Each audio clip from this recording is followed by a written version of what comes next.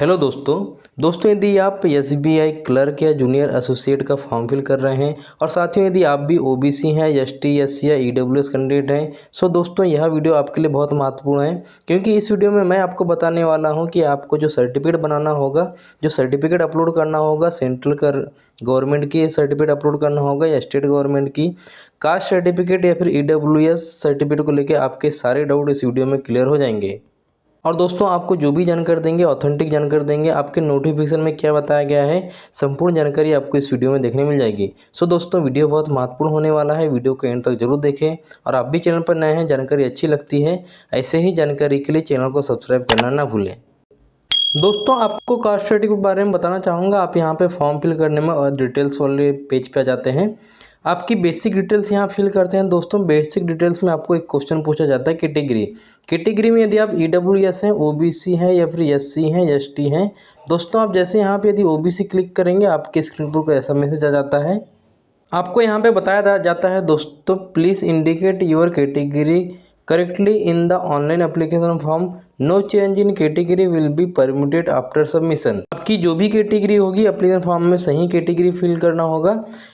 Application form submit हो जाने के बाद आप इसे किसी प्रकार से चेंज नहीं कर सकते। आगे बताया गया है दोस्तों candidate belonging to OBC non creamy layer should indicate OBC in the online application form and should be able to produce the OBC certificate containing the non-creamy layer clause issued during the period 1/4/2024 to the date of taking up appointment if called for।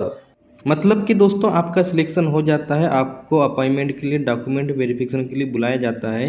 सो दोस्तों आपका जो यहाँ पे certificate होना चाहिए financial year 2024-25 का होना चाहिए, जो कि यहाँ पे डेट दिया गया है 1/4/2024। तभी जो ओबीसी नॉन क्रीमी लेयर वाले कैंडिडेट हैं उन्हें बेनिफिट मिलेगा।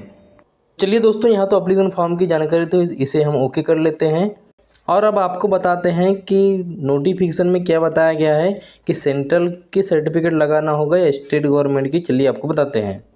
यहाँ पे आपको इम्पोर्टेंट नोट में दिया गया है vacancies reserved for OBC categories are available to OBC candidate belonging to non creamy layer candidate belonging to OBC categories but coming in creamy layer are not entitled for any relaxation reservation available to OBC category.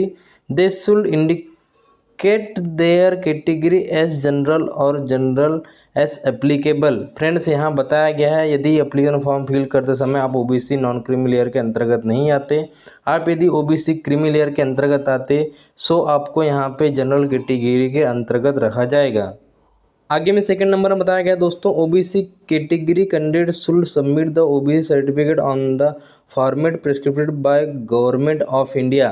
Friends यहाँ पे clear बताया गया था आपको format prescribed by government of India मतलब कि भारत सरकार द्वारा प्रिस्क्रिप्टेड जो फॉर्मेट रहता है मतलब कि सेंट्रल की कास्ट सर्टिफिकेट वही आपको लगाना होगा। आगे बताया गया है having non creamy layer clause issued during period 1/4/2024 to the date of taking up appointment if selected. यदि आप सिलेक्टेड हो जाते हैं सो आपका जो कास्ट सर्टिफिकेट होगा 1/4/2024 यानी कि फाइनेंशियल ईयर का होना चाहिए।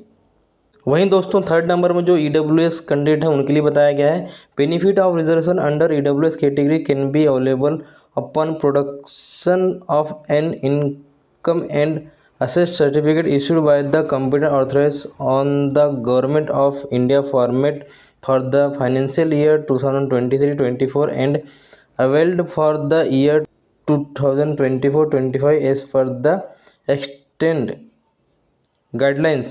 फ्रेंड्स ईडब्ल्यूएस कैटेगरी वालों के लिए जो इनकम एंड असेट सर्टिफिकेट होगा फाइनेंशियल ईयर 2023-24 का होना चाहिए और यह वैलिड होना चाहिए 2024-25 तक के, तभी आपको यहाँ पे बेनिफिट मिलेगा।